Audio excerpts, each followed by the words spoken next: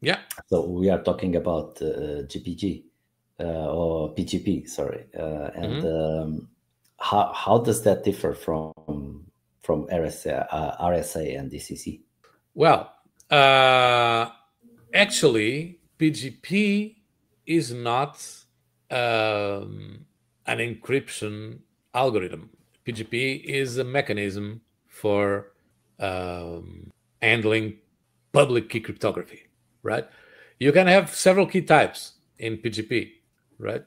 Uh, and you can choose the key type you want, and you can uh, use those tools to handle your encryption needs, right? And usually it's a little bit more advanced. Uh, Actually, PGP could be an entire episode of our podcast, and Yeah, maybe but we wouldn't does it talk work about like, everything. yeah, does it work like a container or something? There are several parts for the PGP and GNU-PG or GPG uh, stuff. There are the public key infrastructure, which is uh, public servers that store public keys, and we can query for public keys for email addresses, right?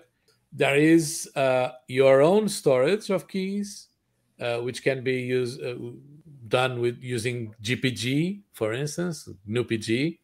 Uh, with that tool, you are able to store keys, uh, list them, know which keys you are holding, and which and so on.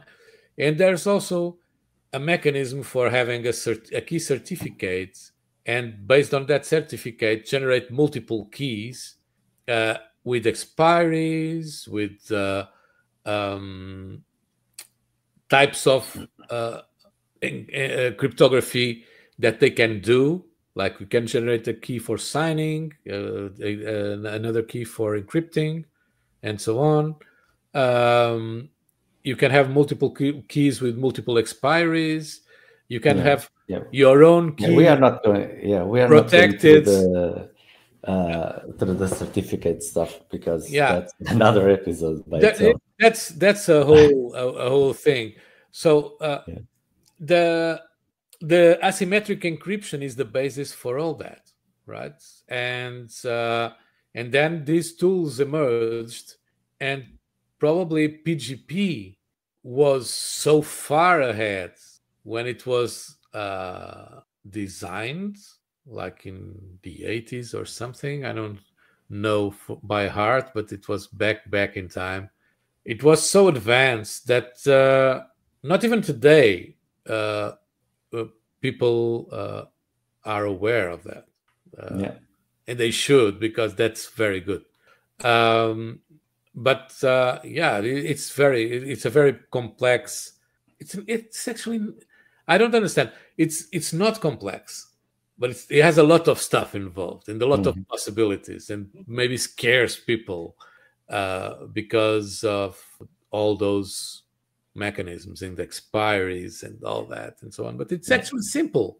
But and the use case is very important. Encrypted email, right? Everybody knows the needs mhm. for us to Yeah. know. Well, most people don't care, right? Yeah, most people don't realize the level of exposure they have on the internet. Yeah. Otherwise, they would start writing letters tomorrow again. Well, from my experience, people don't care. It's not like they don't know; they just don't care, which is kind of weird. But yeah, well, I don't agree. people do like to have their privacy, but then they don't care if they have it or I not. don't agree. I think they don't realize how much they care. Uh, Well, I try to they explain to care. some people. I try to They explain to care. some people how exposed they were and the consequences of that, and yeah, it's not gonna happen. They don't see the immediate impact of it. That's why they don't realize it, but they care. They don't know the level of exposure they have, because when they know, they become paranoid. Well, no, I mean it's the same thing as with the cookies. All right, when you get if you ask people if they, when they go to YouTube, if they prefer to have targeted advertisement or just random advertisement, I want targeted advertisement. That's So, I also opt yeah, for it. yeah. I don't, but that's because I want to keep my privacy. So I sold my soul to Google back in, like, I think already 15 years ago or something. yeah, So I know that they know everything about me. yeah, Not everything, almost everything, because there are things that I encrypt. yeah, So I'm okay with a certain level of sharing to get something back, like in the case you said, for the cookies to follow me so that I can get more tailored things like search results and stuff like that. And when I really think that the information that is there is critical, then they cannot put their nose in. yeah. And keep in mind, guys, that's just for the random Joe or for the random company not to be able to access your private information, because encryption, I think it's limited to 2048 bits for No, internet usage. no, you It's have not, you but it have was. more. No, it's that is you have keys with, for instance, No, I RSA know you with can generate 4,000. keys. Yeah, but I don't think you are able to use them You can. on the That internet. is just for HTTPS. Those Okay, requirements. can be that.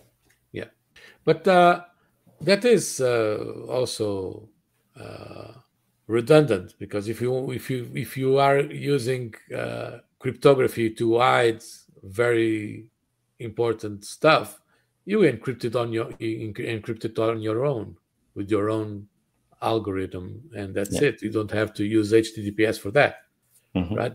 So yeah, they want backdoors in everything, and probably that's another attempt for that.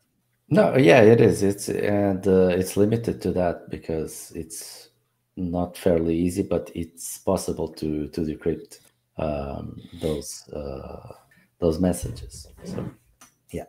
Okay. Okay, so now we reach the point where this is going to be really useful, right? Because our channel is about Web3 and blockchain, and cryptography is using in blockchains. What do you know? Yeah. So how does a blockchain make use of cryptography? Well, in many places, uh, blockchains use cryptography. They use not just encryption. Um, Actually, they don't use encryption. They use signatures. And another thing that we didn't talk about, which is hashes. So hashes are a different thing. It's Yeah, let's talk about hashing a little bit because it's important because it's yeah, another functionality of encryption and the encryption algorithms that we didn't talk about, and it's very important. yeah. One hashing algorithm is something that uh, is computationally heavy, usually, for creating the hash from the content, which is Yeah, a let me representation of that content, yeah, which has let me explain a a little bit certain how size, how that fixed came up. size. Yeah, let me explain a little bit how that came up. I think the origin of that, it's like you had previously you had checksums for the information that you had. So if you have like a sentence, for instance, and you can count the character index for each character, it will give you a number at the end. It's the sum of all characters. So it will give you a number at the end, and that would verify that the message was not tampered with in the meantime. But this can fail.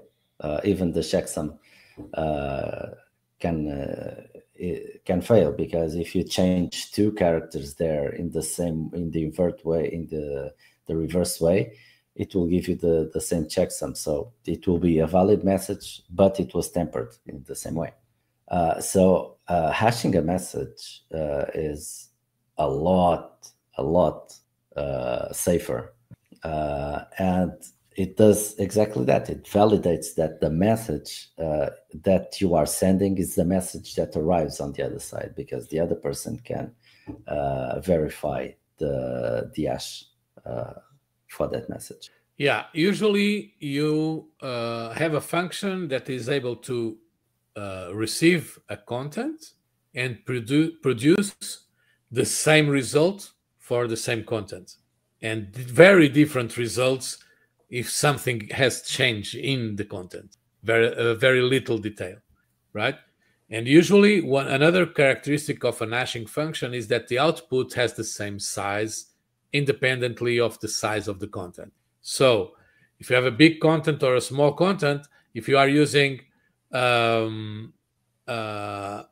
this algorithm like MD5, you will have an output which is, I think, 32 hexadecimal characters, right?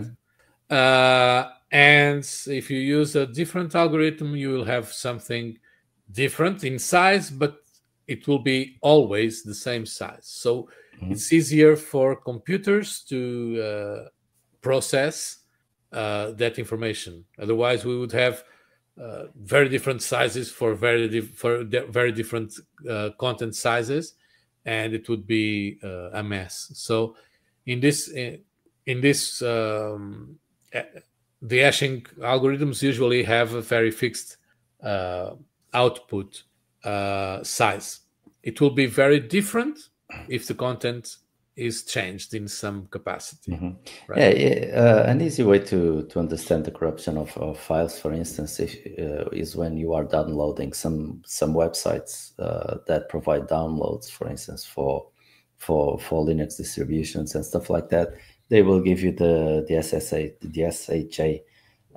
hashing for the whole ISO that you are downloading, so that you can verify that it was not corrupted in the meantime, because sometimes download managers may corrupt the files, and you can check if it's good or not.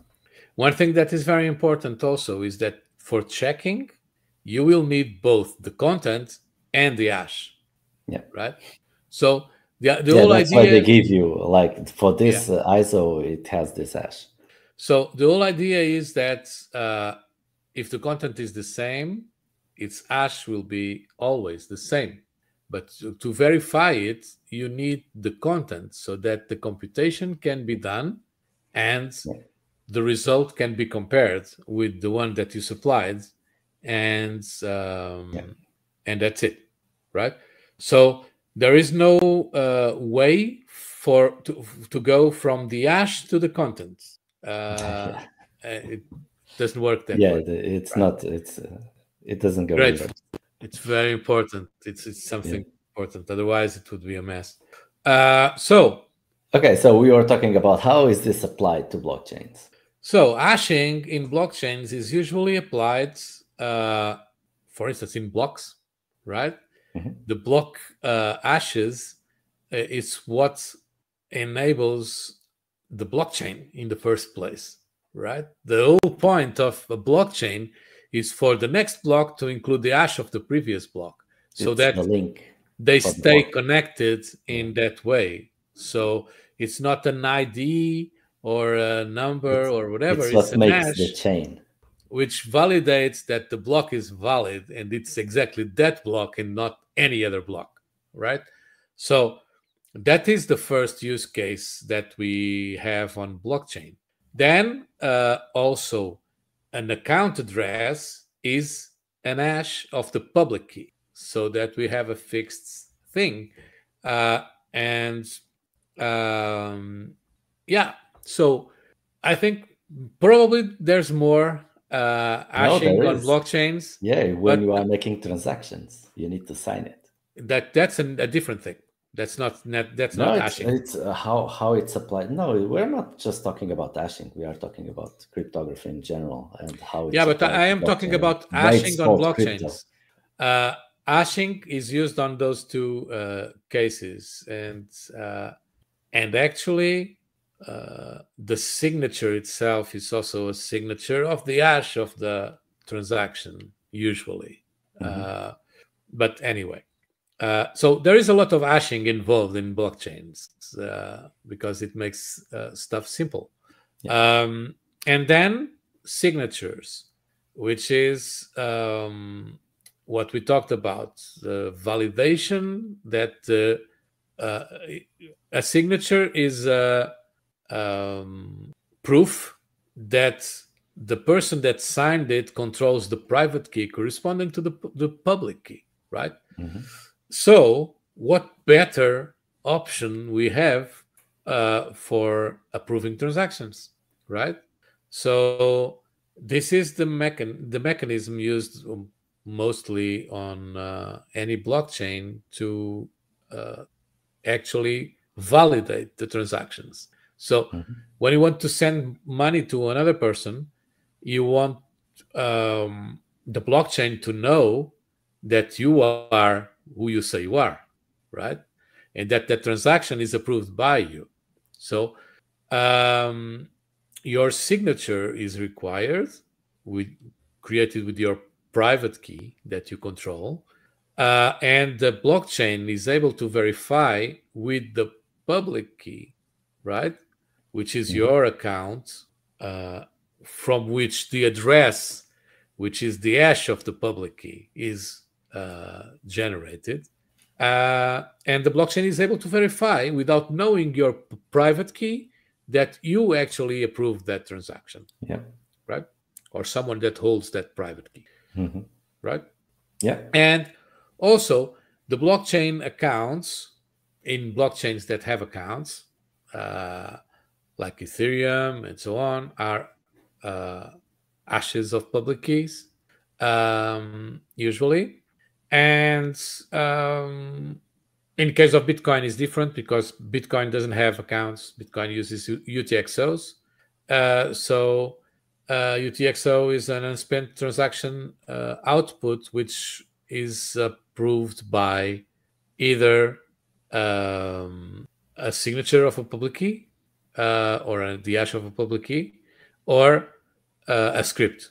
And that script can be used to do a bunch of stuff, right? And an account in Bitcoin is a set of UTXOs that you have the private keys to resolve the script. Yeah. And this would be enough for another episode. So let's keep it like this. Yeah. Yeah, we still have a lot to cover, and we're running out of time. So for blockchain, yeah, well, yeah, we went through the transactions, we went to hashing, message signings. Yeah, I think we're cool with that. And now we can go through the other item, which is the data validation, which we kind of covered that. Yeah, that's already covered because there is signature verification. So exactly. Transactions are data, right? And the validation of a transaction is actually the verification of a signature. But that can be used for many other purposes. So in blockchain is used for transactions, but you can validate that a document is signed by a certain ID with a signature. You can use PGP for that, for instance. You can use a bunch of other systems to sign stuff. So yeah. So let's go to the next one, which is